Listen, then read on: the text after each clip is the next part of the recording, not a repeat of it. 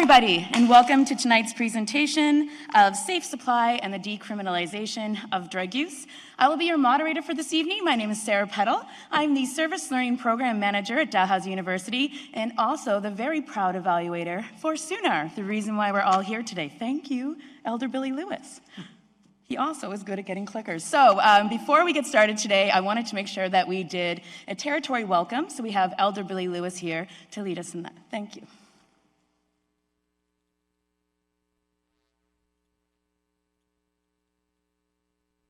Is that high enough? Can you hear me? Okay. Yeah. Well, first of all, welcome to Mi'kma'ki. And what a way to begin the week. It's going to be a busy week with the Truth and Reconciliation Day, the children, the missing and murdered women. All the issues that we're concerned with seem to be on the table this week. So it's a good week for everyone to pay attention to what's going on around them and to listen for the recommendations of what we should do about it. And I'm glad to be here today. I worked for many years in the downtown east side in Vancouver, where the issues we're talking about tonight are very, very important, even at this time 20 years later.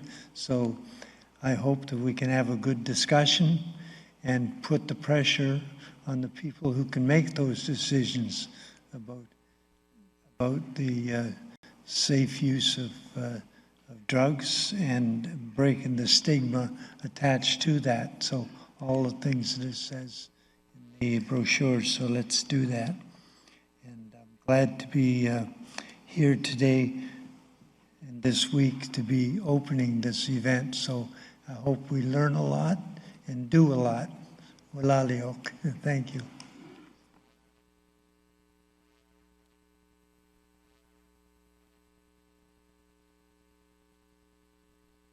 Front? You get front row. Oh, well, go grab it. You go right ahead. You do whatever you like. Okay. Elder Billy Lewis and I have known each other a long time, if you couldn't tell. So we do acknowledge that we are in Mi'kma'ki. It's the ancestral and unceded territory of the Mi'kmaq people. This land is bound by the spirit and intent of the peace and friendship treaties signed between the British Crown and the Mi'kmaq people. So as Billy mentioned, this is an important week and an important day coming up on September 30th, the first National Truth and Reconciliation Day. Creating the statutory holiday was one of the calls to action from the Truth and Reconciliation Commission of Canada 6 years ago, so it's about time.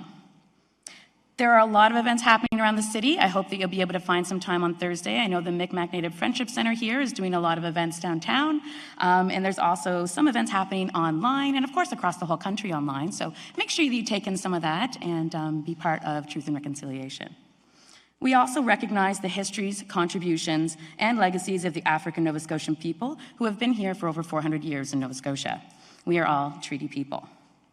Okay, so now, the agenda is up there. I have the right slide up. Go me. So this is a win for me. I'm on the right slide. Don't expect it the whole time, though. So today we're going to be doing an overview, of course, of SUNAR, and I'll tell you all about them in a moment. And we're going to be following that with an amazing panel of people listed here, which I will introduce each one individually coming up. And then we're going to do a panel conversation, question and answer. As you can see, we have everybody set up here with comfy chairs. We're going to do it fireside chat style. So I have some moderated questions that we've discussed in advance. We're also going to be having questions coming from our online audience because I think we have like 300 or 400 people registered online. I don't know how many people are on there now, but quite a few people, so hello online. And hello everyone in the room. I don't know if all of you know this, but there's a lot of the SUNAR people in this room that are here from all over the Atlantic region, that are here for 3 days of course, fun, team building, capacity enhancement activities, and I have to say, for me, being the evaluator, a lot of you I've only seen on Zoom or done interviews with you. It is so exciting to have you in the audience for this and not on a tiny screen. So welcome to all of you and everyone else here to support SUNAR. Great. And hello to the people watching this afterwards. It's recorded. Okay, so what we'll be doing, so if you have questions online, we have two wonderful med students here who just happen to also be service learning students with Sooner at Dalhousie Meds. So we have Marianne Sadiq and we have Liam Marshall. They're over in the corner there. I'm waving at them. You can't see them, but they're there. So they're going to be monitoring your questions online. Unfortunately, we only have time for about 3 of those, so they're going to be looking at the ones that have similar themes being asked, and we'll put those together. And we'll also be taking about 3 questions from the audience as well. If we don't get to your question, don't worry. Please include that in the evaluations. Yes, there's an evaluation. And yes, I want all of you to do it, whether you're online or in person. And that is where you can ask questions that you didn't have a chance to ask, and we'll collate them and make sure we do a response to you. We'll do a follow-up video. We'll do something. So the more that you give us, the more you'll get, right? Yeah, okay. So I've talked quite enough. I think without further ado, we should probably move on to the panelists, and I'll get out of your way here. All right. Oh, wait, no, it's still me. Sorry. So, your introduction to SUNAR. So SUNAR is the Substance User Network of the Atlantic region.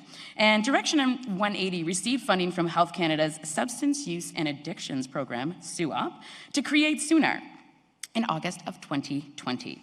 SUNAR was built on the work of the original Halifax Area Network of Drug-Using People, Hand Up, now called the Halifax Sun. SUNAR aims to unite, inform, and open a dialogue between people with living and lived experiences in Atlantic Canada. It also strives to increase engagement between people with living and lived experience and service providers and policymakers to decrease substance use-related stigma, isolation, and increase evidence-informed policies, programs, and practices. Ultimately, SUNAR works to enhance and save I know, I had to do it. And save the lives of people with living and lived experience using substances. I gotta add the cheese, people. I love cheese. Anyone that knows me knows this.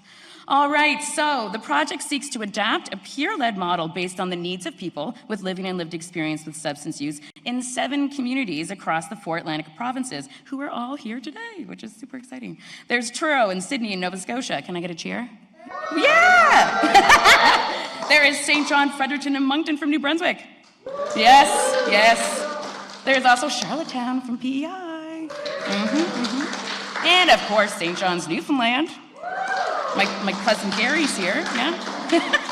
All right, so with the help of the key partner harm reduction organizations throughout the Atlantic, so you'll get to see, oh, I moved ahead. Sorry, there they are. So they're the ones that really came together to get this grant and helps to support all of the members as part of the SUNAR network.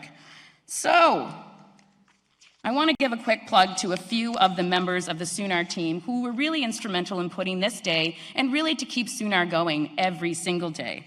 So Carolyn, where are you? You in here? She's out there. So Carolyn Plow, the program manager, yes. And Julian Corrett and Katie Upham are your harm reduction leads. I see Katie, where's Julian? Yes. They work tirelessly, and believe me, we email at all hours, and so they don't just work regular 9 to 5. They're so passionate and dedicated. So there's Julian. A nice thank you to all of you. Now we can really get on to the panel presentations, I promise. All right, so first up is Julia Di Giorgio. Did you want your clicker? Sure.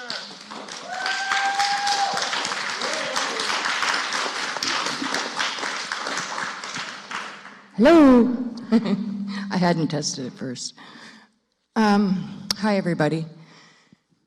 What I'm going to be talking about is not very fun, but so important, and I'd like to thank everybody that made tonight happen, because it's so important for our voice to be heard as people who use drugs and people with lived experience. And I'm grateful that we have this opportunity, so I'm grateful that our current federal government is allowing these types of projects to happen. And yeah, so I'm super nervous, especially when you mentioned there are potentially 400 people watching online, but so yeah, I'm just gonna roll with it. It's been a really long, hard road for me as a person who uses drugs, with loads of trauma related to adverse child experiences and many, many years of problematic substance use. I'm still a substance user. It's just not problematic the way it was once, and I'll get to that. So I'm finally stable now. I have a great partner with similar background, a good job, my own home on property given to me by my beloved stepfather. So the love of my family and a doctor prescribing the bare necessities to keep me from having to access the street are what I now have access to. And it wasn't always this way. Many people in this room, from Halifax to Sydney to wherever else I know people, know that I had a long, hard go. I found myself running my whole life till I grew a dependency to opiates in Toronto after returning from New Orleans a second time. So I was 25 years old. I'm 50 now, so 25 years. And I had consumed mostly alcohol up to this point in my life. So I got back to Toronto and I socially did a line of heroin. And in a flap of Coke on my 25th birthday. And all of a sudden I felt normal for the first time in my life. All my social anxiety was washed away, and I had access to these flaps of dope because of the people I was with for quite a few days after my birthday. And it was great to feel so confident and normal all of a sudden without the alcohol, with just snorting these lines. So it was not like I had snorted Coke socially up to this point, but my main problem at this point in my life is alcohol. And like I said, I'd been running, never really stopped to study where this anxiety came from, right? But always worked, always had a car. I had like 17 cars by the time I was 25. So I always, made things happen in my life. Was not criminally active whatsoever. And anyway, it wasn't long before snorting wasn't economical, right? And you needed much less dope, of course, if you're injecting it. So 9 months, I think, I snorted it. Oh, I skipped a part. So the 7th day after snorting 7 days straight, I was like, whoa, this is like the worst hangover ever. I was so naive, right? I didn't realize, but I was already in withdrawal anyway. So skipped to lose my job and my cars and a whole bunch of other parts of my life later. Didn't take long. 9 months. I finally didn't have enough dope one day to get well, snorting it, and I said, give me one of those needles, right? I started stealing to supplement my money that I made legally, and I needed a surety. And although it was against her work policy, I got bailed out by wonderful people that I'm sure some of you in this room had the pleasure of meeting, Cheryl and Rafi in Toronto, who ran needle exchanges at each end of Queen Street at the time. So that was my introduction to harm reduction work, because I kind of stuck to them like glue. I love them. I did community service with them, with their organization, at Queen West Community Health Center at the time. So I helped them initially publish a street zine to distribute along with the gear to street folks in downtown Toronto. Like I said, once I put that needle in my arm, my life spiraled further to include living under the overpass. It really didn't take very long in the winter at Front and Spadina to be close to the corner where I squeegeed and ended up eventually selling dope to support my habit, our monstrous habits. And I had now also picked up smoking crack. So I had been chasing relief for decades. It just snowballed. And it was an ongoing yo-yo battle balancing some form of stability with substance use and societal stigma everywhere I turned. Many instances, I got on methadone at ARF and then at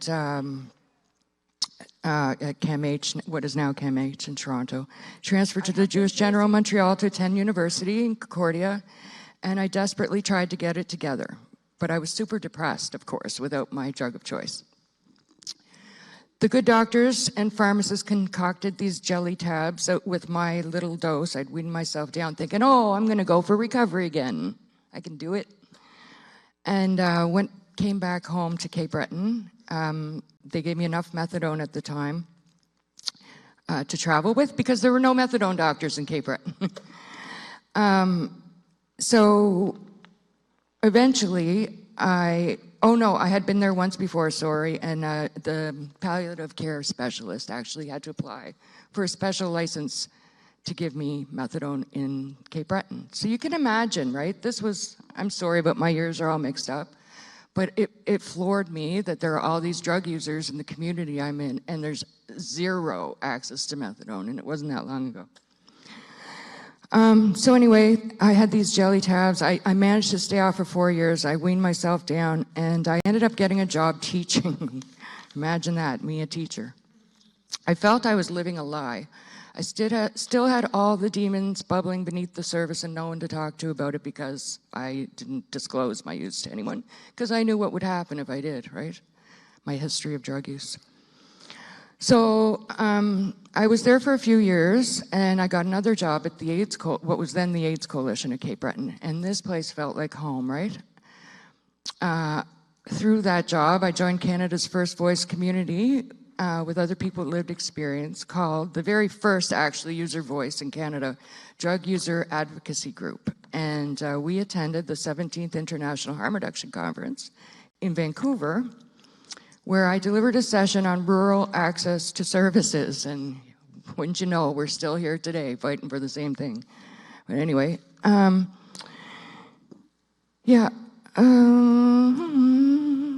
so I went back to CBU taking courses toward my degree in community studies. I love my job and the people I was working with. But I got a little too close. I didn't learn yet at that point in my life about boundaries. And I relapsed. So 2 car accidents and a whole lot of drugs and years in Halifax later, I landed in federal prison for drug use-related crimes. I sought the help of different doctors in Halifax that I'd heard wrote people prescriptions, and I begged for them to maintain me to no avail. That was with documentation of my injuries. Around this time, I think there was still a wait list at Direction 180. This was quite a few years ago. So due to substance use history in the province's new prescription monitoring system, it was impossible, and still is for most people. At sentencing time, I asked Judge Digby here in Halifax, begged him to send me to a long-term recovery home. And of course, at that time, he said he couldn't set that kind of precedent, right? The Department of Justice paying for recovery when you've committed a crime, right? Although these are the types of things they're talking about now, right? So Burnside was absolute hell. Due to not having a prescription on the outside, I got nothing in there, and I writhed around for a month in SEG, solitary confinement, cold, hard times. I got some help once I got to federal prison from a beautiful soul who was not an employee of the prison, but contracted to run an abuse and trauma program. So this is the first I'd ever heard of anything like this. This was around 2005, I believe. Although I did the work of reading and inner healing, correlating past abuse to the behavior patterns of my life, and trying to undo and mother myself and all the other tools she instilled in me, I still struggle to cope with my pain, my physical pain. First Nations elder and her assistant welcomed me into their teachings as well, and I learned a lot from them. I'm very grateful. I maintained the sacred grounds where sweats were held, and I connected to my own spirituality. This guidance helped a lot. I also got really good feedback from my prison work boss on maintaining the grounds and gardens. Working really helps. We are finally getting somewhere in that department with regard to justice, although I haven't heard much since this. I wrote this a year ago, by the way. Wendy Bergfeld was interviewing a federal justice minister around this time a year ago, and he was speaking about revisions to Bill C-22 regarding substance use, and saying that it would give people who offend alternative options to incarceration. Apparently some new facilities may be built where people would get healing opportunities rather than incarceration. But I don't know how that'd pan out for rural regions that don't have these facilities to begin with, right? And just having recently done consultations with the Provincial Health Authority and Mental Health and Addictions about these new hubs that are coming, I didn't hear anything about options for long-term recovery, so more about that after. So, yeah, the 2 long-term recovery homes that we do have very limited beds. And they do not accept people that are recovering from opiates or trying to heal from either methadone or any form of opiate. Not that everybody wants recovery, but those who do don't have access to it in Cape Breton. So he didn't mention any part of the hell that we go through trying to be employable with a criminal record either.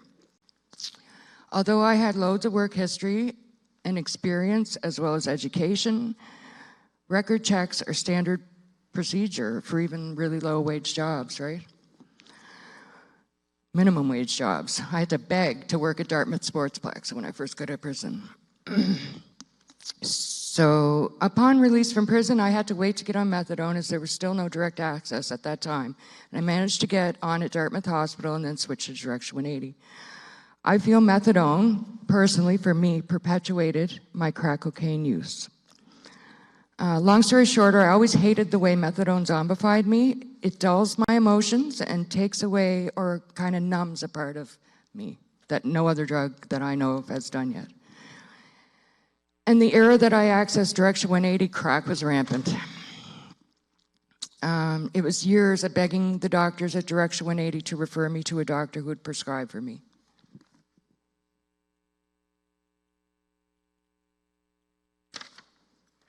Finally did secure a doctor, and I was referred to this doctor and moved to Dartmouth to get out of my stomping grounds because I really did not want to smoke crack anymore. So I just wanted to work and get my life together, right? It took some time, but I did stop smoking crack, and I started working toward getting on my feet. Like I said, I started out in maintenance at the Dartmouth Sportsplex, and that's all I could secure, and I tried. I applied for a lot of jobs, had a lot of interviews, but that criminal record check is just a no-go. So I stayed there for years before getting better, more relative work at Stepping Stone. And then 2017, we moved to Cape Breton for me to take a position as the community naloxone trainer. The Ally Center, so yay, I'm back home. Yeah. Yeah. And I'm still there 5 years later. So at this time, the wait list for 5 years ago in Cape Breton when I arrived for that position, the wait list for methadone was still 6 months. And so now we have more people on methadone and Suboxone in Cape Breton than Direction 180 and Dartmouth General combined. So 800 plus people in Cape Breton through the public system on methadone or Suboxone, which is great. They siloed a lot of people onto methadone or Suboxone, right? The problem is, in my eyes, is from where I work at the needle exchange is very, very good percentage, I don't have the stats, of those people are still problematically using other substances, right? Some perhaps worse than prior to the methadone, because opiates are their drug of choice, not methadone, right? And that's not accessible to people, so and that's where Safe Supply comes in, right? So not unlike myself in my struggles with crack, many of the people on ORP locally have switched from injecting opiates to cocaine. So as our numbers at the Needle Exchange show, injection drug use certainly has not decreased uptake of access to ORP. I already said all that. Others are still accessing the street and paying exorbitant prices for diverted pills, which are next to non-existent now, right? So, but they're there and people are paying like $50 for a pill that costs 32 cents, right? $50. And for a 12 milligram hydromorphone, and Dilaudid 8 milligram is the same.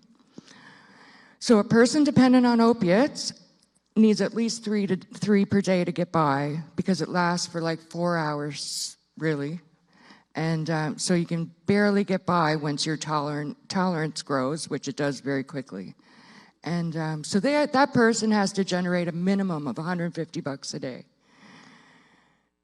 for, like I say, a pill that costs, 32 cents. So there's not fentanyl here the way it is in larger urban centers, but that is not a justification for not having access to Safe Supply. And there is fentanyl in the cocaine supply, right? We've had instances of people dying, and we've had a lot of ill people. related to their injection cocaine use because of what it's being cut with, and terrible infections. And I mean, it's rampant, it's awful. I'll get to more on that in a sec. So, and we have had people come home from out west with supplies of fentanyl, right? It just doesn't last, luckily. But it probably will be here eventually, the way it is. For example, one of our clients on outreach overdosed 4 times in the span of a couple of days, where naloxone was used by her housemates, and luckily we were able to keep them stocked in lots of naloxone. Otherwise she wouldn't be here, right? The naloxone rollout has definitely saved lives. Unfortunately, others are not so lucky, either using alone or using deadly combinations of methadone and benzos. Gabapentin and Lyrica has also been found to be culprit in these deadly combinations of depressants and the way they act and cause people overdose on the brain. Anyway, and it seems to be a desired alternative when opiates aren't accessible to people, right? People will take whatever they can to not be in withdrawal from opiates. The recent announcement of an overdose prevention site for Sydney is a welcome addition to the harm reduction community, and people who use drugs, of course. We've been advocating for it for years. But the lasting harm of criminalization and stigma just further perpetuates our ability to be functional in community. Support of our healthcare professionals goes a long way in allowing a person to be functional. And I could not have achieved what I have to date without the support and prescription provided by my doctor, right? The stigma that we see in the healthcare system in Cape Breton is staggering. People refuse to go to hospital when they have the abscesses and infections that I mentioned because of the way they've been previously treated there. I'm sure some of you have read the letters to editor from different ER doctors in our region.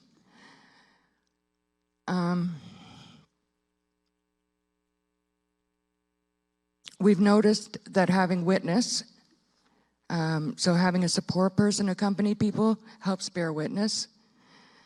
It unfortunately doesn't change attitudes.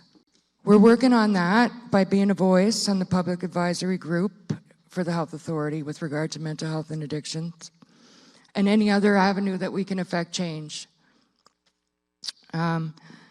So evidence supports evidence, and there's a lot of it out there, and there'll be a lot of links to our session tonight of all the evidence supporting safe supply. The wonderful Margaret Dykeman produced some evidence pointing to the fact that many people in our correctional facilities have underlying trauma from childhood, and 75% of people with childhood trauma end up in these cycles of problematic substance use and criminalization. We need more avenues to heal. And it's not recovery the way you say it is, it's recovery the way we say it is, right? That's another big problem. We need safe places. We need trauma-informed therapy. we need a lot. We need housing. We need all the basic needs, right? But we need to do more to help people heal, creating an environment of trust and advocating for more long-term recovery homes, programs that help with reentry to employment and community, and prevent crime, right? Safe supply prevents crime. It stopped me from being criminally active. It's the only thing that stopped me. To be honest, I still don't have what is an ideal setup for me. My doctor's in Halifax, I live in Cape Breton, and although I no longer have to travel there monthly, the way I did for the first 3 years I was home, that's the big improvement of COVID for me, is that they've made allowances and my prescription can now be faxed. But it's not the ideal medication. It's not the medication I would choose. So people who inject drugs, what's currently offered for safe supply in most areas is a tablet form that can be safely dissolved in water and injected, but there are other more clean methods and that are currently only being offered through pilot projects, and luckily some of our SUNAR members have access to this liquid form of Dilaudid, and that is the ideal alternative, right, to a safe supply. But anything is better than what's there now, right? So yeah, I know, however, that I do have a lot more than most people. And also, just to mention, my doctor doesn't consider what he's giving me to save supply.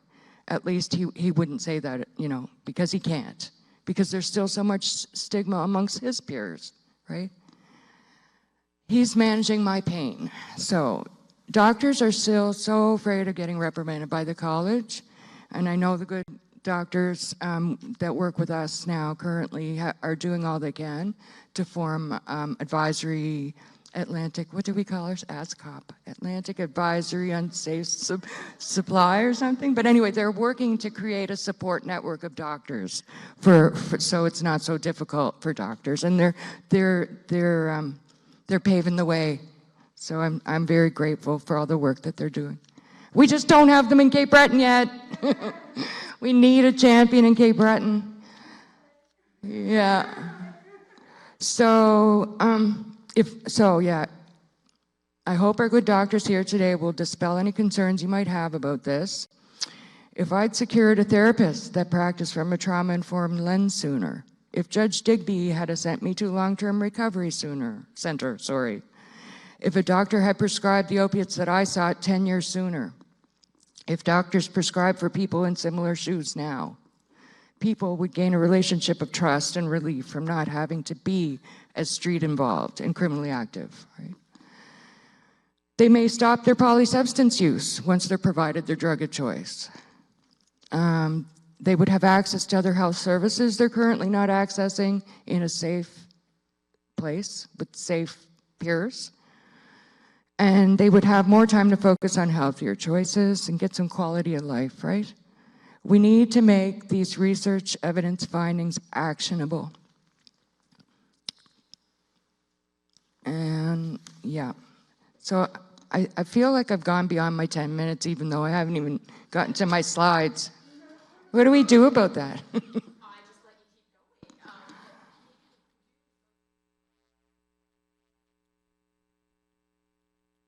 Yeah, I just like to tell people a tiny bit more about CAPED, the Cape Breton Advocacy Group, and our opportunity with Mark Tyndall. And other than that, I'm done. So, okay.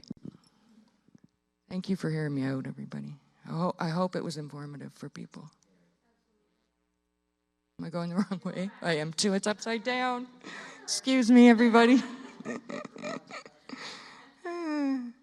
Okay, so I already said most of this, but if you don't mind, everybody, we're going to take a break because just getting back to work after the weekend on Monday, we had someone who survived an overdose and another death related to these infections that I'm talking about in our small community of Cape Breton, our clients, our peers. So and it's rampant. The harm and death in such a small community is rampant. So, and every 80 minutes in Canada, another person dies from overdose.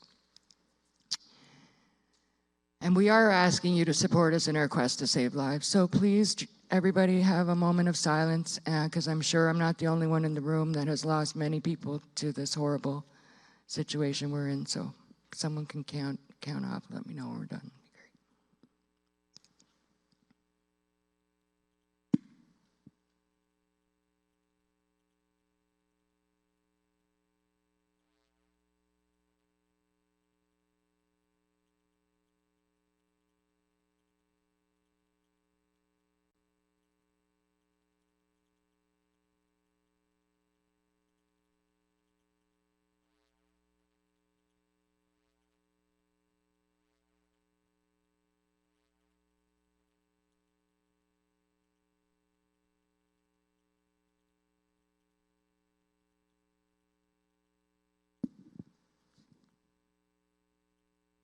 Thank you.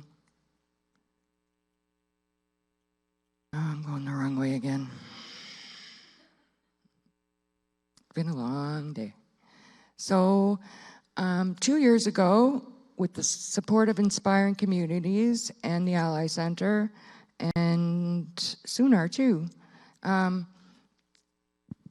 We formed Cape Breton Association of People Empowering Drug Users to be the voice at tables where decisions are being made about our lives. And we've been working real hard.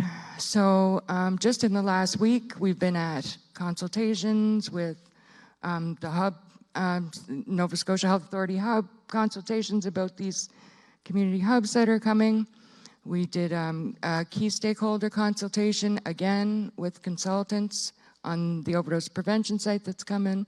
We submitted a SUOP application on our own about building capacity of our user group and to create employment, as well as training that'll get people to put their use in the context of the history of drug policy and how it's affected them personally, so they can see why, you know, all these things, and it's been so hard for them to get up, and anyway, create opportunity for people to get back up. So we're working real hard. And so we are having an overdose prevention site in Sydney, and we have the opportunity to be mentored by the Aller Center to manage and operate the site, which is ideal and perfect and awesome. Yeah, so our hard work is paying off. Because in a nutshell, drug policies, right, at the top are what are harming us.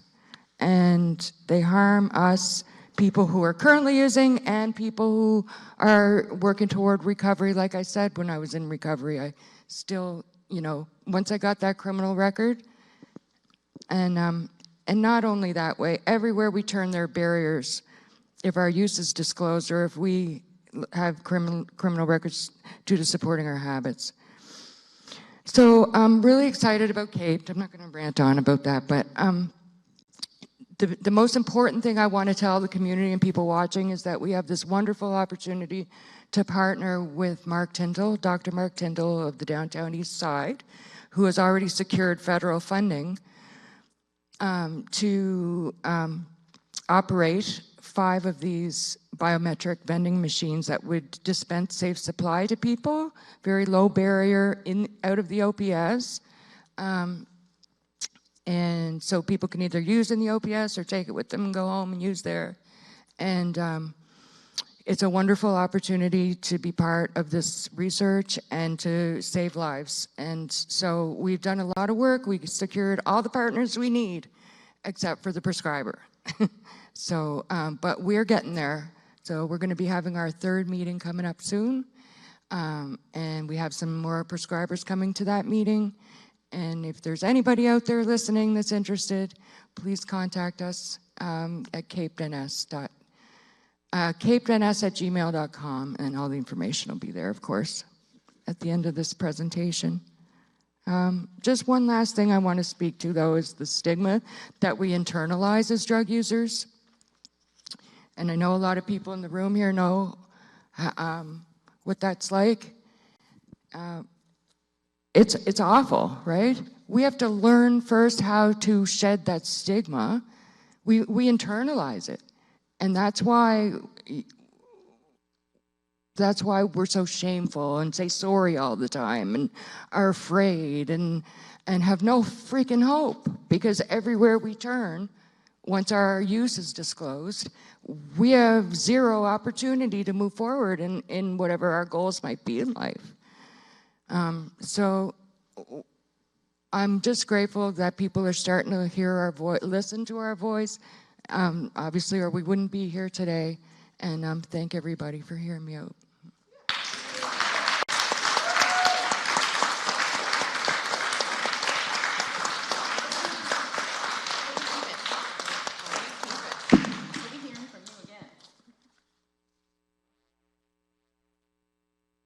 All right, next up we have Dr. Tiffany O'Donnell.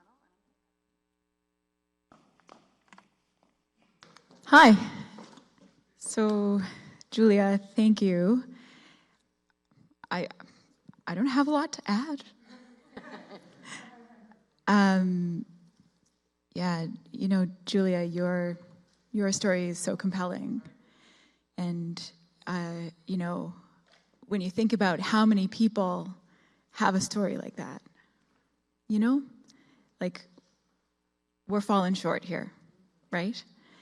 And so I'm just going to switch gears for a minute. I'm going to talk about the organization that I'm here representing. So Doctors for Decriminalization is a coalition of Canadian doctors who are advocating for evidence-informed drug and substance policy.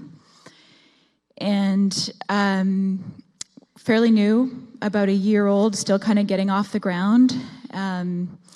And you know, what we've sort of been learning along the way is that everybody can agree that decriminalization of substance use needs to happen, and there just seems to be a lot of gray area in the how.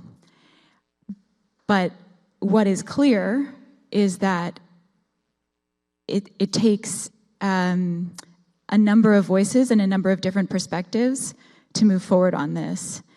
And, you know, certainly most importantly is the community of people who use drugs. So I'm grateful and humbled to be a part of this conference here today. And I hope I do more learning than speaking. And that's certainly been the case so far. So our message, you know, Doctors for Decriminalization, our message focuses on the harms associated with criminalization, which Julia has laid out very clearly. Concrete harms such as difficulty moving forward once you have that criminal record. But also, you know, involvement with the carceral system is traumatizing. And once people land in that position, there's already a history of trauma. Involvement with the carceral system doesn't do anyone any favors. There need to be other approaches here. And, you know, I think the greatest harm that comes from criminalization of substance use is stigma. And the propagation of stigma, not just for individuals, but also, you know, within every other system in our society. So the stigma that is attached to drug use, you know, when people access healthcare services, and, you know, when people are involved with child protection or Department of Community Services, people don't access the care that they need or that they would like to access because it can be actually, you know, this stigma can actually lead to trauma and be so much more traumatizing for people. And that's what kills, is when people aren't getting what they need on that basis. There have been a lot of very positive changes, even just, you know, I'm so new to this work. Like, this is, honestly, it's been 3 or 4 years that I've been, you know, learning this. And I've seen good things happen in those 3 or 4 years, you know, and so there's some optimism there. And, you know, at the same time, this is advocacy work that's been ongoing for decades. And so when you kind of look at it from that lens, it's too slow, and we continue to lose people that we care about. I want to touch on the hypocrisy with which, you know, society views people who use drugs, because, you know, alcohol is legal and harmful in a lot of circumstances. And, you know, there's such a duality there. It's hard to get your head around.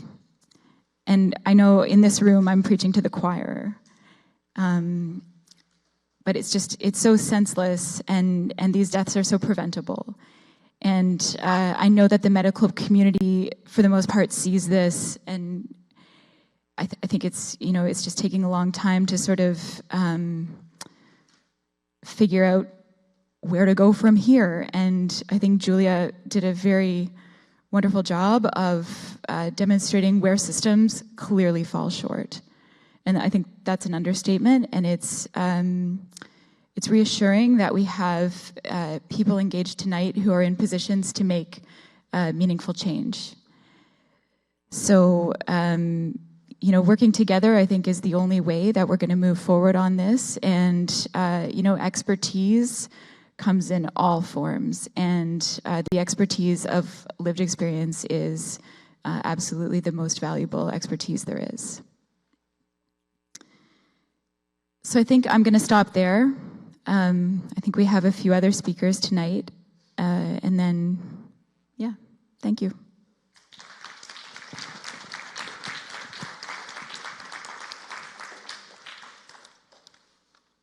Am I on? Oh, I am. Cool. So now we have Petra Schultz, and Petra is joining us on Zoom. So we won't be able to see her, but we'll hear her. And just a reminder, Petra, to tell me next slide, and I will be your clicker. Thank you for inviting me. I wish I could be in beautiful Halifax in person, but I'm coming to you from Treaty 6 in Edmonton, the traditional meeting ground and gathering place and traveling route of the Cree, Saulteaux, Blackfoot, Métis, Dene, and Nakota Sioux. I'm one of the co-founders of Mom Stop the Harm. We are an organization of families who've been affected by substance use. Most of us have lost a loved one to drug poisoning, but we also have a lot of family members where a loved one is either in recovery or using, and we welcome families to join us. Next slide, please. And next slide. Yeah. Why do we share our stories? Our stories are one of our powerful tools. And I learned that a month after the Truth and Reconciliation Commission came through Edmonton, I attended the hearings, and I was just so overwhelmed by the trauma and the sadness people had experienced, but also by this admiring the strength and resilience of people to speak. And about a month later, when my son Danny died, and I thought I could not breathe or live anymore, I remembered the TRC hearings and the people who spoke, and I learned two things: that as humans, we are incredibly resilient, and with the right supports, we can overcome a lot of trauma, but also that our stories are a powerful tool. So it is these stories that we share at Mom Stop the Harm, and we hope that sharing our stories will open hearts so we can open minds to the evidence. Next slide, please. My story begins with my son, Danny. Danny was the youngest of three. Danny struggled with many things in his life. He had a learning disability. He came out gay at a time when, while it was okay at home, it was still not okay everywhere, and he faced some bullying at school. Danny also developed social anxiety and depression. And as Julia was talking, Julia was really struck by the similarities between your story and Danny's. And I'm so happy that you got the help that you needed. And that you're here today to tell your story that is so powerful. But Danny too struggled with anxiety and depression. And one time I asked him, why are you taking those pills? He was taking Oxy at the time. And Danny said, because with one of those pills, I can walk into any room and be who I am. And that is so similar to what you said, Julia. Danny is a poster child for the need for safe supply. He started out on Oxy, which in the 2000s was readily available in Edmonton and easy to get. And while he struggled and used problematically, he never overdosed as long as he took Oxy. And actually, if you look at statistics in BC, before fentanyl arrived, the overdose rates were there, they were pretty steady. But then we have people die of alcohol poisoning. We have people die who go mountain climbing and skydiving, and even people who just skiing or drive their car. A lot of what we do comes with risks. And we can never eliminate all the risk, but we can mitigate it. But what has increased the risk exponentially is the toxic supply we have right now. In 2012, while Danny was using Oxy, Oxy was reformulated when it was clear that there was some problematic use. So Oxy was reformulated to Oxyneo and became harder to use, to crush and to snort, inject and such. So a lot of users at the time switched to heroin, as did Danny. Nobody in government or in industry who made these changes consulted with anybody who was using to ask, hey, we are looking to make that change. How is it going to affect you?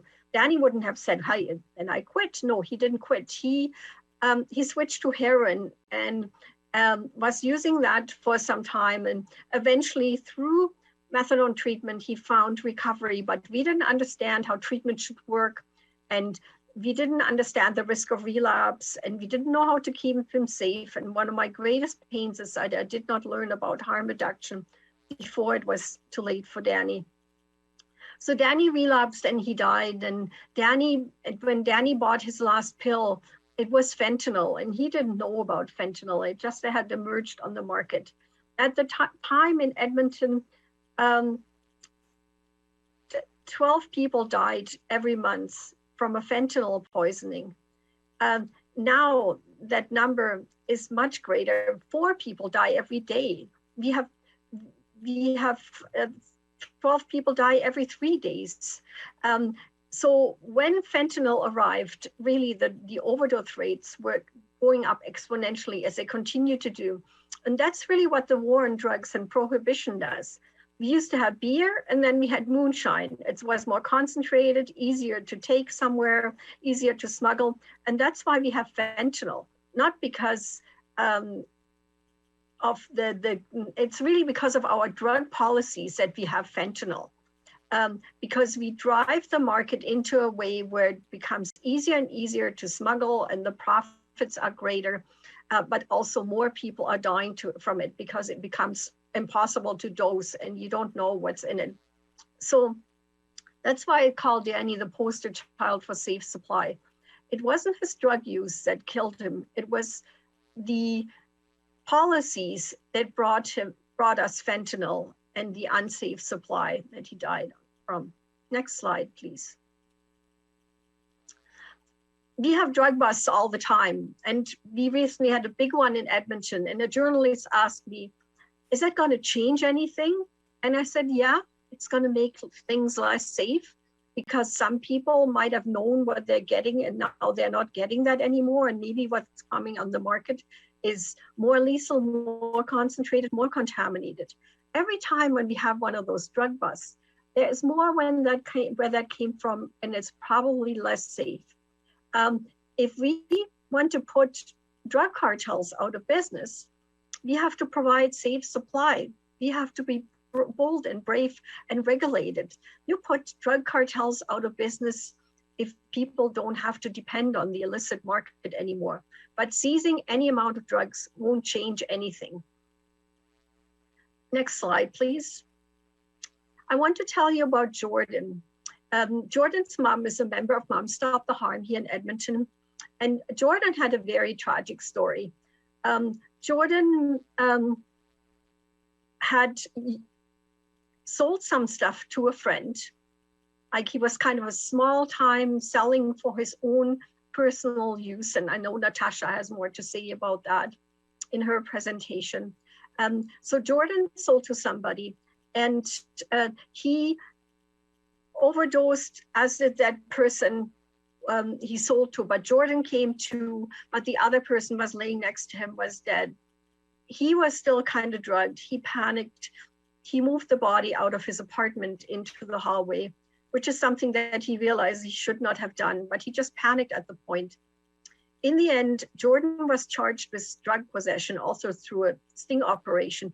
When they arrested him, he had on him a few grams to use, a few grams to sell, and $11 proceeds of crime. Like $11 was the big profit that he had made that day.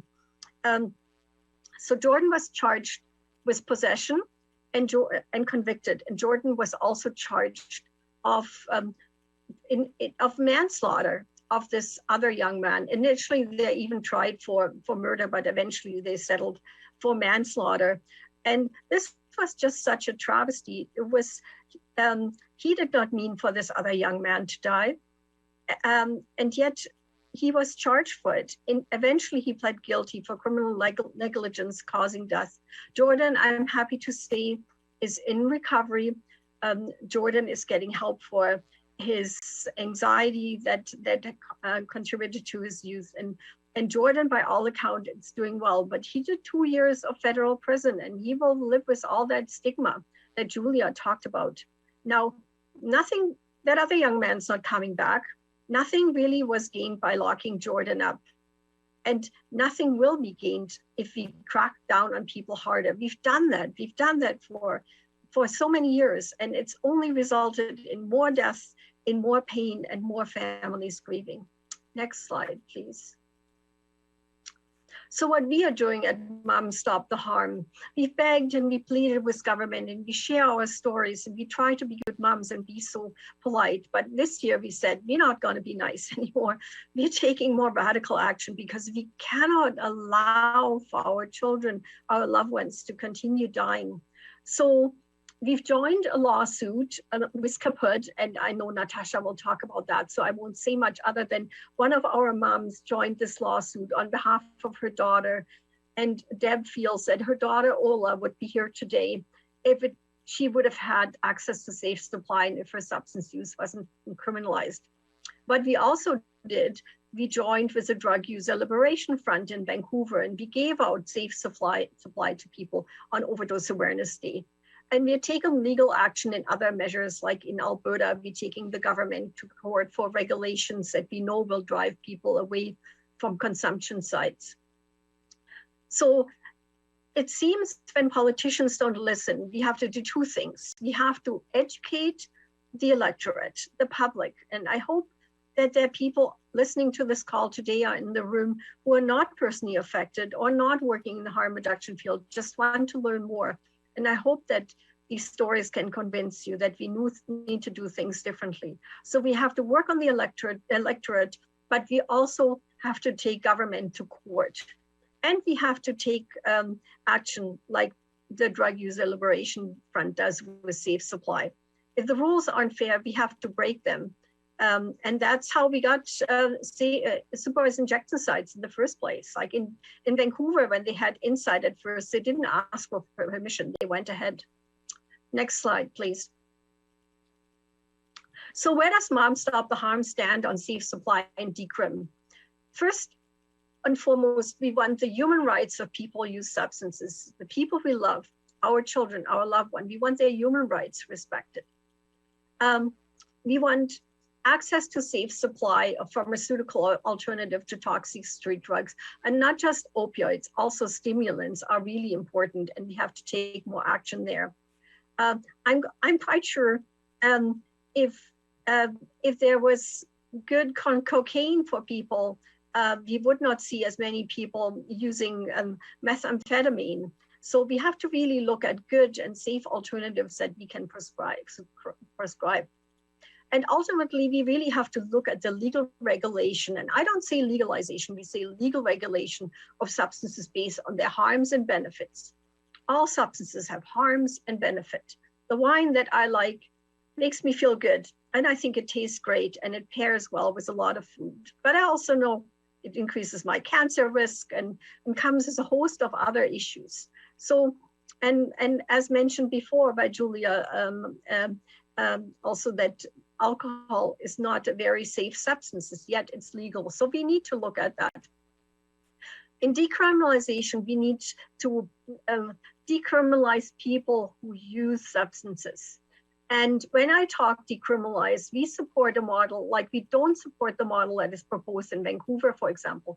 We support a model that sees no fines, no alternative sanctions, no forced treatment or thresholds. With the supply right now, what's a gram, really?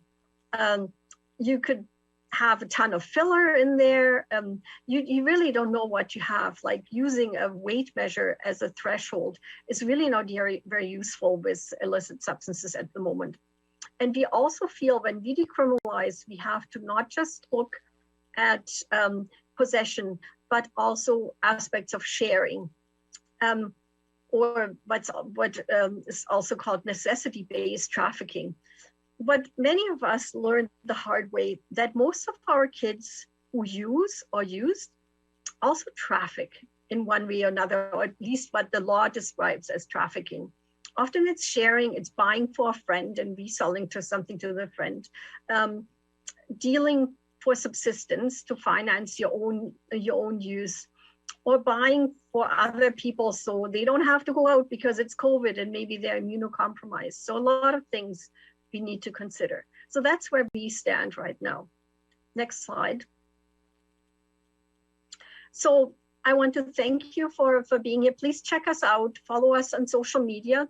And if you know of families who need support, we do a lot of advocacy, but most family, in all honesty, join us for support. So we have closed Facebook groups, and we have also on-site groups in many communities, our Healing Heart, grief support groups, and Holding Hope groups for family with loved ones who are using. And contact us if you want to learn more about our groups or to get involved with Mom Stop the Harm. Thank you for inviting me, and thanks for the opportunity to share our story. Thank you so much, Petra. And last but certainly not least, we have Natasha Chusnard.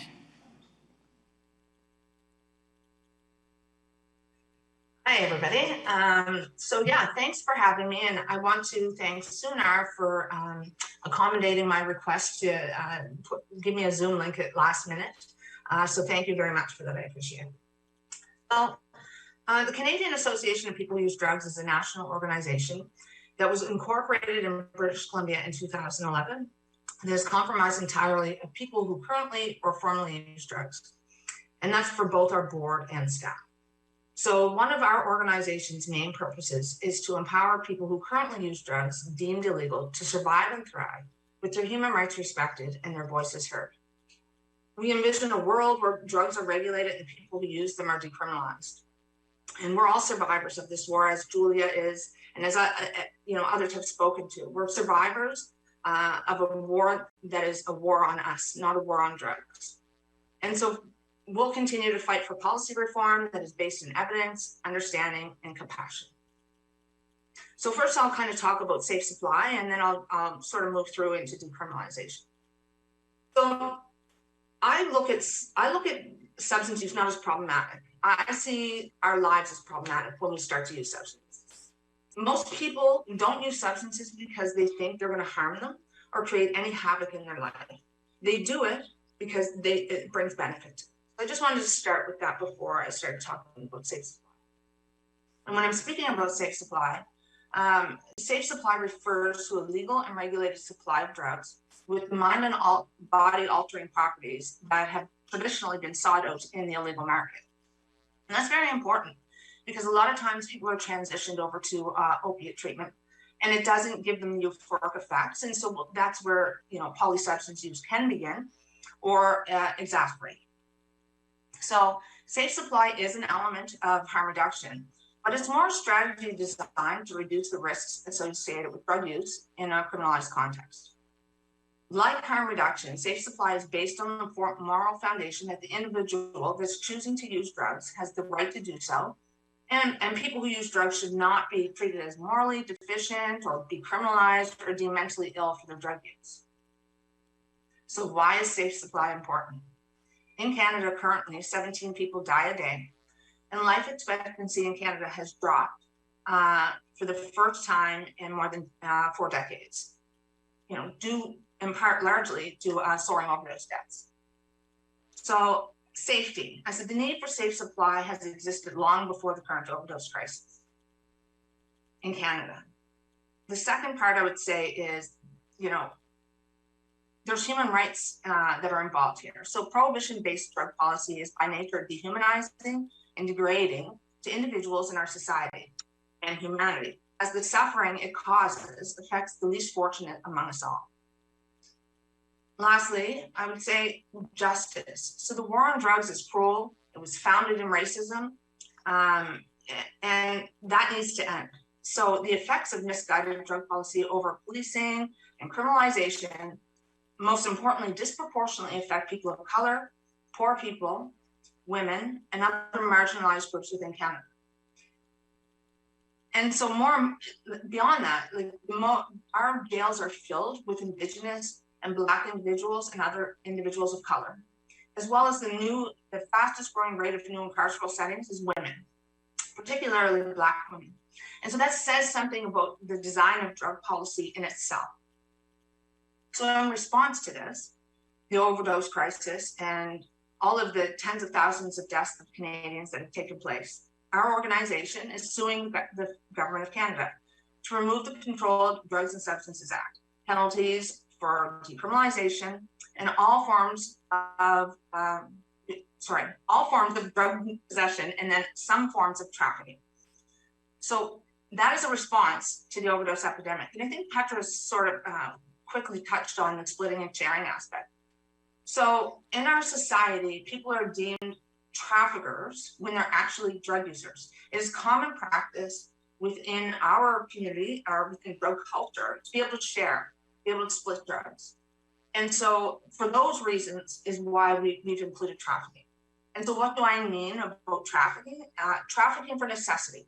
So that's very specific. So trafficking to be able to provide for yourself, provide for your livelihood, or to offer safe supply to other individuals that don't have access to it. So the legal case that we have. So we are seeking to have all references to drug possession struck from the CDSA. And as I just mentioned, we're also seeking to have references to drug trafficking, the sale of drugs, interpreted to remove trafficking when a person traffics due to necessity, as I just explained. And so the possession and sale of drugs is partially decriminalized in certain settings and circumstances in Canada.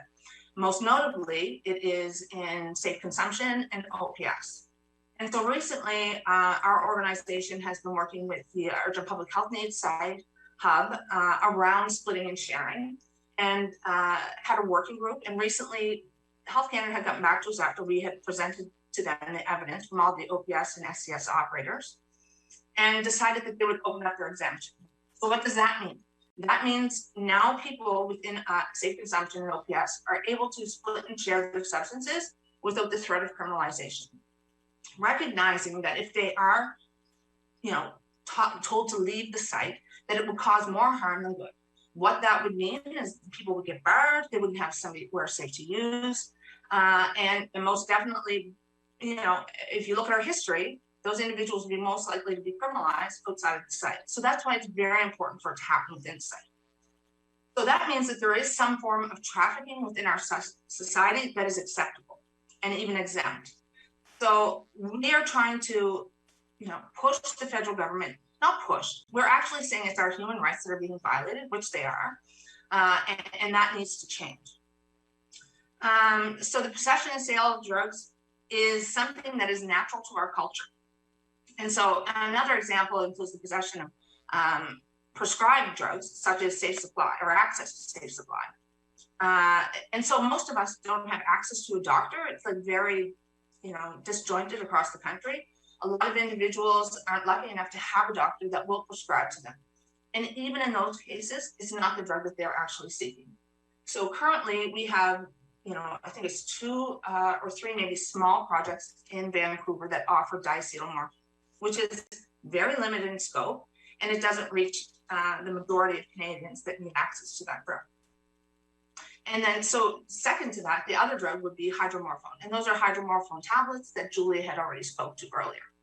And so I think that the government, in our opinion, needs to diversify that. But if we wait for them to do that or wait for them to decriminalize, it's going to take a long time, because there's still people today being criminalized for something that has been designed by us, or designed, to criminalize people who use substances. Although alcohol, the most harmful substance in our society, is totally legal, and you can access it at any liquor store. Do I agree with alcohol, the way alcohol prohibition was overturned?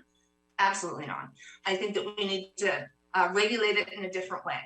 But notably, it is the highest cost to our society and the highest cost to keep to humans for that matter, because of the harms that are associated with it. Next would be tobacco. So these, I mean, people smoke, they get lung cancer. So it's not hard to see that there's a stark difference between legal drugs and then criminalized drugs. Why is it that opioids, cocaine, and other stimulants like methamphetamine are still criminalized? And so this case seeks to remove those restrictions by decriminalizing personal use, but also necessity trafficking. And so I'd like to also mention that there's several large cities right now that are currently in the midst of exemption process to decriminalize their cities. So the first one is Vancouver. Notably, it's been all over the place because they didn't include people who use drugs in the design of that. And so their thresholds were way off basis. And so then there's Toronto. Toronto, however, has had several more individuals who use drugs involved in that, but yet it's still very limited in scope. Because what does that mean? After I leave Toronto, the city skirts, I'm still going to be criminalized on the outside of that city skirt. And so for those reasons, we believe at Kaput that it needs to be decriminalized across the country for continuity. Because it would violate our human rights to be able to leave the line of a city and then be criminalized again. So the reason why we are going to have this struck out from the CDSA is to ensure that those human rights exist across the country. And of course, that is if we're successful. I mean, there's no mention of us being successful because it has to go through the courts. So in part, Kaput had approached a lawyer several years ago to take on our fight. Because we believe in this solely. We firmly believe in the human rights of people who use drugs, and we wanted to further that. Beyond that, as Petra had said, we had contacted several individuals. So Hawkfeather Peterson is one of I'm losing my words, our co-complainant, that's it. So there's Hawkfeather, then there's Charlene Burmeister, Paul Schwizel, and then there's also Deb Bailey, as Petra had just mentioned. And so they're individuals that either use drugs or have a family member that has perished to drug use. And so we brought this forward in hopes of changing the laws. And, it'll probably take several years before we, respond or we go through the court process. And so currently we've not had a response, and we're still waiting on a response from the federal government. So I'd like to go one step further and say that partial decriminalization and further requests are a good start, but not sufficient to end overdose crisis. Because God knows, even if we're decriminalized, that does not mean that people are not going to be poisoned to death. And so we need to be able to create a regulated supply where people are legalized and decriminalized at the same time. Because if we look at the Cannabis Act, people are not decriminalized. It was strictly regulated and legalized in a certain context. And so if you have over a certain amount, you're still criminalized. And if you have lesser amount, you're okay. And so for those reasons, the Cannabis Act is not a good act for us to follow. And so we believe that full decriminalization across Canada for several drug activities like the possession and necessity trafficking is needed to stop the epidemic.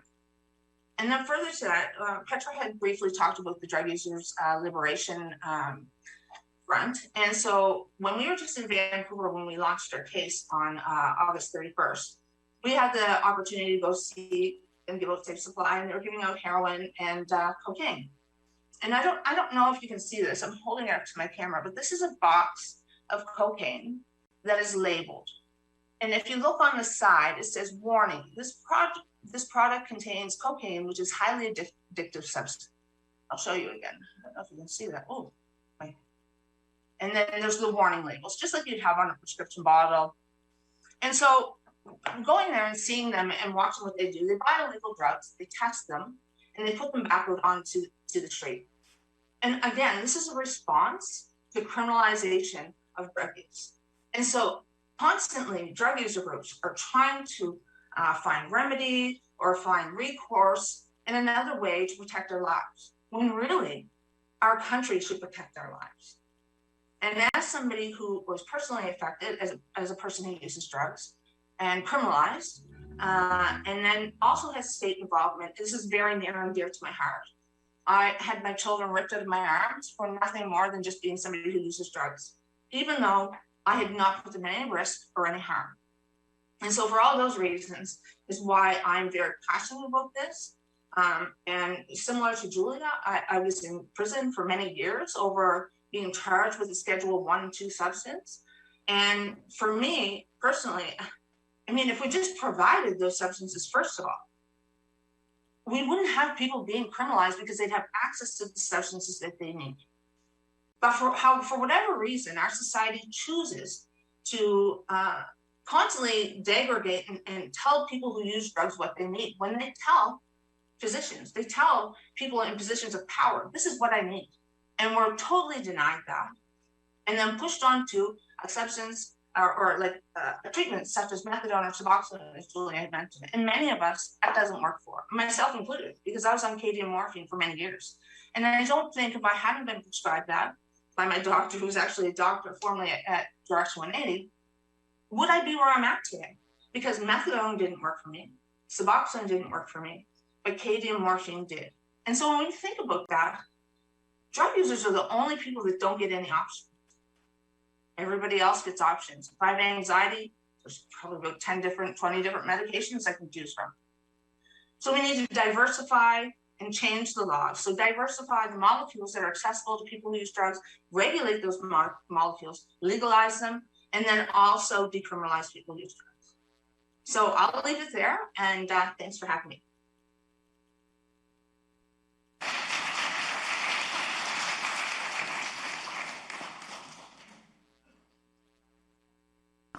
Okay, so I am going to call a 10-minute break because I don't know about you, but I have a lot of things in my head that I need to sort through before we start the discussion. And as the moderator, I have the power to do so.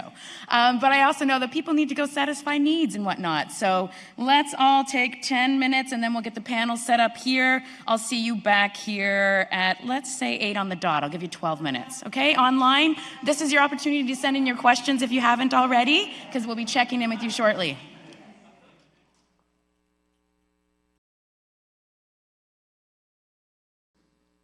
Okay, and we are back. I hope you are all well rested now after your break. And we are going to start the question and answer period, which we've called a fireside chat. No fire, just a chat, really. And we do have another guest joining us via Zoom. Dr. Leah Genge is joining us. So we didn't have her bio up, but I just wanted to tell you that she's a family physician with certification in addiction medicine.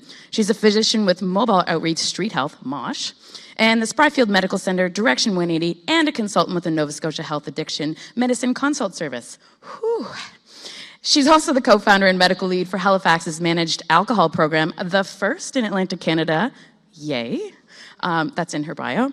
Led safe supply harm reduction work for COVID isolation in Nova Scotia and provides some safe supply in her practice. She's also on the board of the East Coast Prison Justice Society, which I'm sure Tiffany could talk about as well, and a member of Doctors for Decriminalization. And there's that connection again.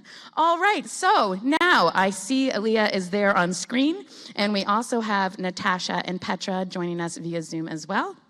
And we'll get this conversation going.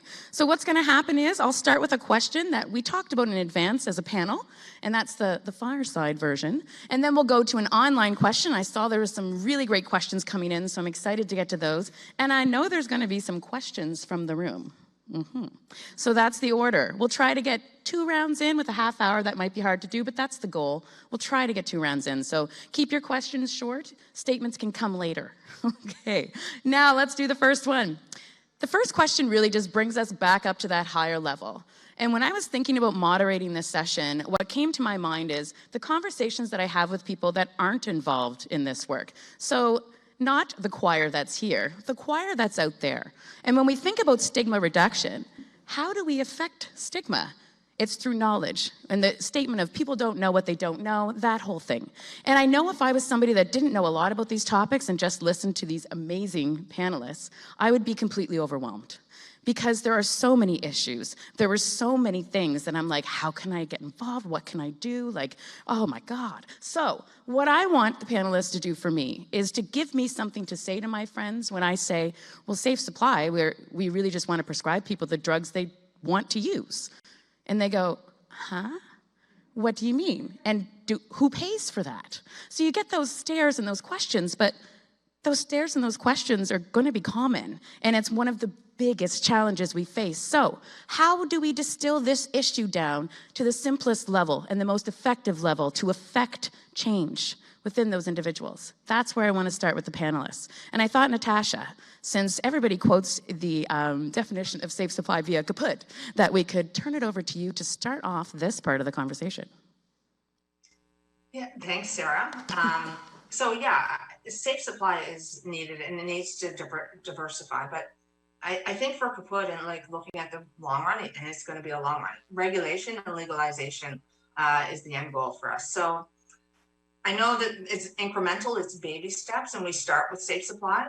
It would be great if more doctors got on side, but there's like few and far between, such as Leah, who's here with us tonight, right? So yeah, for us, and I don't know if I'm answering your question, but I mean, for us, it is like our end goal is legalization and regulation. So I'll kick it off back to you, Sarah. Julia, yes, you were going to be my next pass. I think what's important is getting people in powerful positions to adhere to the evidence and make it actionable, because it's already been proven to be helpful. It reduces crime.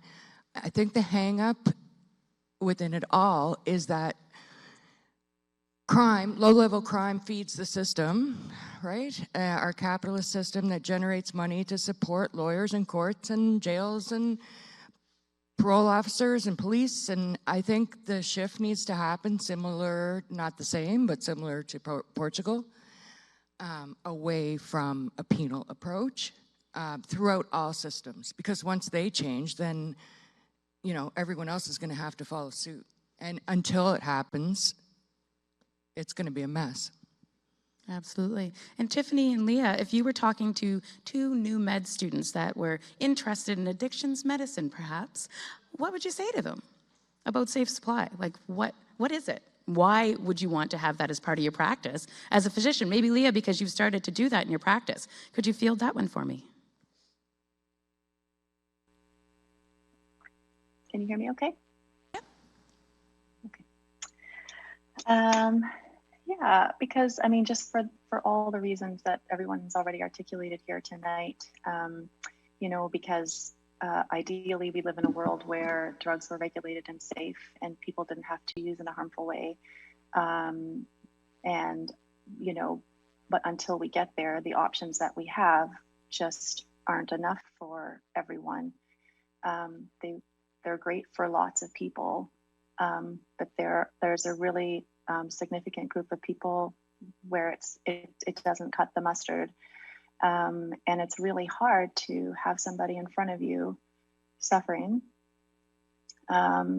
scared, and, you know, not being able to live with dignity and use with dignity, which is something we all want, right? So, you know, that's why it's important. I think that, you know, of course, it's a contentious question, I think, because, you know, when people talk about it, or it feels contentious, because I think there are a lot of physicians now who still feel the weight off, you know, shouldering, you know, the opioid crisis is your fault, right? And I think that the conversations that I have with colleagues are not, you know, most are actually quite supportive of it.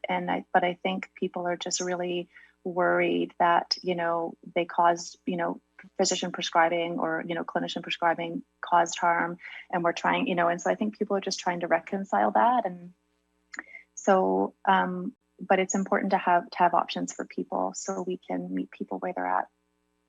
Thank you. And Tiffany, did you want to add anything to that before we go to the next one? Yeah, I think, you know, physicians are very focused on safety. And I think a lot of the time when someone's sitting in front of you, it's not always clear in that moment what is the safest choice. And I think, you know, that's compounded by sometimes even the community that you work in, what's the safest choice in that context. And so it can be really challenging to trust that the, you know, the things that seem to make sense are actually, you know, what's going to keep people safe. Petra, did you want to add to that before we go to the next question? Yeah, what I wanted to add to that, when people ask me why do we need safe supply, I say because substance use happens. It doesn't go away just because the supply is toxic or because we have penalties. Substance use does not go away. And the alternative to not having safe supply is burying your child, burying your loved one. And it is not acceptable. And a lot of people who use substances don't do so problematically. We always see treatment as an alternative to substance use. But what if the person does a line of coke once a month? They don't need treatment for that, but yet the supply is so toxic, they might die. We have members whose kid did drugs once, and it just happened to be that batch with that fentanyl in it. So safe supply is important now, but as Natasha said, ultimately, that the issue of the person who uses occasionally and still dies will only be addressed once we legally regulate, because we won't be getting doctors prescribing for somebody who uses occasionally. So the safe supply that comes with a prescription pad is helpful right now to people who are using problematically. But it just really, it's a tip of the iceberg. And beneath the iceberg, we are really arranging way too many funerals. Thank you so much for all of your responses to that question. I know that I have some new ways of thinking and can carry on this conversation after this, and I hope others got some new information themselves. So moving on now to an online question. Yeah, come on up to the mic. We have Marianne. Hello, can you hear me? Tippy toes. Don't know how to make it lower. I'll just start by saying that there's been tons of positive feedback on the online forum that I know you can't see. Oh, thank you online. And I'll read one question that someone asked. So what actions do you think we can take as citizens in doing our part to advocate for decriminalization of drug use? What forms of action would be most impactful? Love an action question. I always want people to be thinking through this process. What can I do after this? What role can I play? Thank you for whoever asked that question. It saved me from doing it later. So what do all of you say to that? What do you want people to take from this? What action can people take immediately? And think of, pick me, but Natasha. Yeah. So for one thing that you can do is support our cause. Look up drugdecrimcanada.com. As well, we have a GoFundMe page there. And because obviously the government of Canada has an endless arsenal of funds and, taxpayer funds at that, but I mean, they use them to protect the government. And so obviously we need help with that. So even if somebody can donate $5, we'd appreciate that. Further to that, I would say it's about public awareness about decriminalization, what that means and who it helps. I think that those are very important. I think to what Petra just said too, why is decriminalization important? Not just for the minority of people who use drugs, who use substances in a way that may be harmful to themselves, but for the majority of people who use drugs that don't have an issue with substance use or with drug use. And so, because as Petra said, the first time you use drugs, you can die or be criminalized, either one of those, encounter harm. So I would say the first thing is spreading the message and support for us. Raise the roof. Oh, that's wonderful. And we'll go to the other panelists as well, but I thought I would mention that one thing that we talked about as a group before we did this session was to share all of the contact information of the panelists, any of these groups that you're hearing about. So I just wrote down the drugdecrimcanada.com. So you don't have to all remember it. We're going to put all those resources together and have that available and send it out on the Soon Our Facebook when the panel gets posted. So there'll be that resource list and the contact, the websites, the Twitters, I don't think anybody has any TikToks or Snapchats, but if they do, we will post all of that as well. So all of that will be coming, and that will help with those action pieces and spreading awareness and knowledge transfer. So anyone else want to add to that? What actions do you want people to do? I can add to that. We have, I just shared a link with you that you can share in the public forum. Mom Stop the Harm, we've had motions to municipalities that they can pass around decrim. And one thing we have to discuss this on all levels of government. We don't necessarily get anywhere federally, but we can make differences municipally and push provinces forward. So if you haven't already done, or your community hasn't done, you can bring our motion forward to your municipality. We also have a petition going to the House of Commons. It's a plain old-fashioned paper petition, which has a beauty. We have 25 signatures. It gets read in the House. You need to find a favorable MP to read it in the House, and we've had our petition read several times. So that what I've been finding so frustrating during COVID is, yes, a lot of people die from COVID, and I really feel for their families, but our loved ones are forgotten. You know, the people we care about, they're forgotten. These deaths are ignored. So every time we can bring it on the agenda with these motions and petitions, and they'll be shared in the public forum, I hope. And what warmed my heart is that Daniels Harbor, Newfoundland, it's the same name as my son, Danny. He was a Daniel, was the first municipality to pass our motion. And I will be forever thankful for that.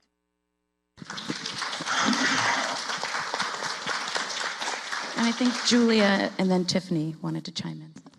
I was just going to say, talk about it, you know, share what you're learning and have the debates and discussions, and especially with people that can make change happen. Tiffany's good. Leah, go to the next question. You want to add something? Okay. Yeah, I just to add that there's you know, things that are happening municipally, and I'm glad you touched on that, Petra, that, you know, here there's some good movement afoot for some more civilian-led responses to substance use and intoxication, thinking about, you know, sobering centers, and even just the way we approach, you know, all the things that Julia touched on as well. You know, we need, everything needs to be better.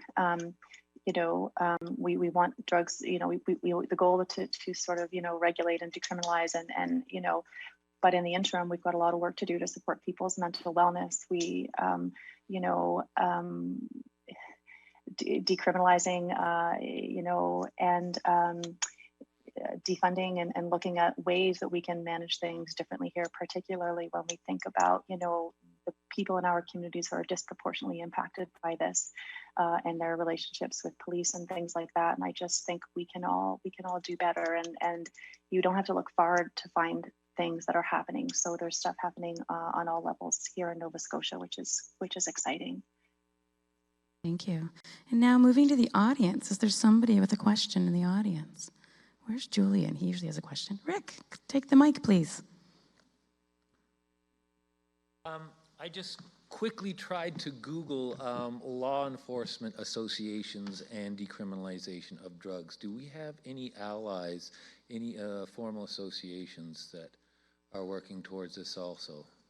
In Cape Breton, we had community key stakeholder consultations, and he was then the acting chief of police, and now he's actually the current sitting police chief, and he's the best improvement over anything we've ever had before in Cape Breton, and he's supportive of the OPS and of Safe Supply, so that's great. But I also was wondering, maybe you guys can answer, Tash, what happened to LEAP? I haven't heard anything on law enforcement against prohibition in a long time. Do you guys know? There was a... I've not heard anything at all, Julia, in a while. There was an organization that was formed originally in the States, I believe, right? Have you heard? No? So, yeah. I recently spent a few months in Europe on partial lockup trying to help my mom move. And I connected with LEAP over in Europe, and they're a lot more active there. I mean, LEAP Scotland is quite active, LEAP UK. I put the link in the chat as well, shared on the public.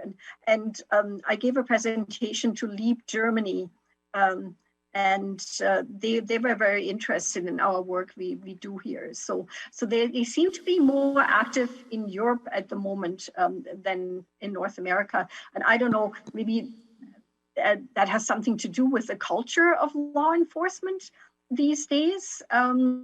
It seems to often be confrontational. We'd like to see more allies in law enforcement. When we do things like giving out Safe Supply in Vancouver, we count on law enforcement allies, not arresting people at that time. So if anybody here has contacts or people from law enforcement who are listening, we need them on our side. They need to work with us. Ultimately, they will have fewer jobs. I'm honest about that, because when we regulate, like, think about all the people who can just go and buy something rather than being criminally involved, and then you don't have all the crime that is involved with hustling and getting the hundreds of dollars together every day that you need. And then you don't need all these lawyers, and you don't need all these prison guards. And I think we need an alternative job development, sort of like, greening the economy, sort of legalizing the justice system, depenalizing the justice system. Yeah, could I just add something to that? I think when you look at our prisons right now, it's poor people predominantly that are in jail, and then Indigenous and Black individuals. And then, as I said earlier, like the fastest new growing population of in carceral settings is women, and particularly Black women. And so if we can shift the paradigm away from actually criminalizing, as I call it, it's not a good thing to say, but low hanging fruit. It's easy. It's where the police already patrol.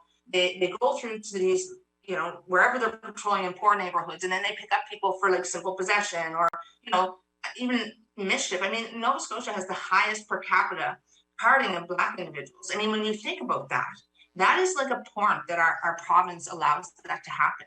And so this is why people are in marginalized groups are criminalized, because it's easier for the police. It incentivizes them instead of decentivizes them, right? And so I think we have to change the paradigm so that people that are already vulnerable or marginalized don't have to face this disproportionate impact of criminalization. Like, put away sex offenders and murderers instead. You know how many unsolved murders there are in Cape Breton? And how many sex offenders there are that don't get persecuted? Like, do a better job elsewhere.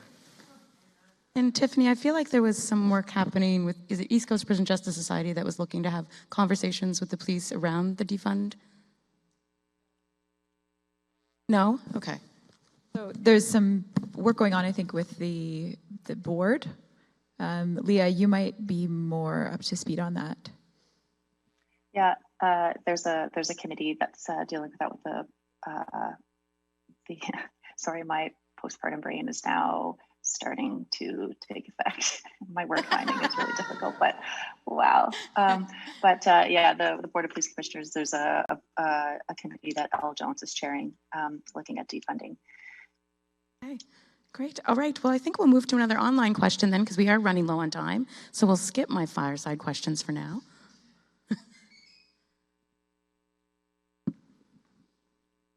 In a better place. So we had somebody asking about how we get the message across that it's basically a matter of life and death, and specifically kind of what language we can use when we're having that conversation. If you guys can talk about just language, I guess. And it was partly about policies and how the language that get used really influences the actions. And so it comes back to that conversation I know it's been happening at the SUNAR level around the power of language and talking about people first language and the way that things are defined. So overdose, for example, so accidental drug poisoning. Haven't heard that before. That was new to me through SUNAR. I was like, that opens up a whole different way of approaching things. And so when we think about language, how do you recommend people start and learn about people first language and, drug prohibition? Like, where do people find the right words to use? And I know it's not right, but make steps in using language that reduces stigma and that is knowledge enhancing and action enhancing towards these movements, of course, with safe supply and decrim. Natasha. Yeah. So I guess I'll kick it off, but I think there's a lot in language, Sarah, and thank you for whoever asked that question. We often use illegal or unregulated market instead of like illicit because there's a moral connotation with that. And people use drugs, person first, instead of like, all the derogatory words that I won't even repeat right now that are, depicted towards our community. But beyond that, I mean, it's about humanizing people who use drugs across the spectrum. It's like not one individual economic group of individuals that use drugs. Like, this is a common thing in our society, and there's a very small minority of individuals that have issues with their use. Beyond that, I would say using problematic, just my preference, problematic substance use, we shouldn't use, because once you put problem in front of who's it a problem for, right? Like, you're not giving that individual even a choice to say in how their substance use is for them. And as Patra had touched on earlier, somebody, the first time that they use can actually, be arrested or have issues with that. Does that mean that they have a substance use disorder as classified like DSM-5 criteria? Absolutely not. And so we've seen this in the States where people have gotten pushed into drug treatment courts that had never even had a substance use disorder. So I think particularly it's really, critical for us to reframe how we talk about substance use in our society. Moreover, I would say not normalizing drug use culture, but normalizing that it is not a specific socio-demographic of individuals that use substances. Because the longer we keep depicting people as like a certain category, and the further we get away from change in drug policy. Absolutely. Did any of the other panelists want to chime in on that one? No? Okay. Leah. I think Oh, go ahead, Rachel. We'll go Leah, a big then one Petra. is media, the media. When you find media using stigmatizing image or stigmatizing language, address it, comment, if you're on social media, tweet at the journalist. And when I do interviews, I often talk to the journalist and I tell them that I have expectations about the headline and what kind of things I don't want to see there. And also images.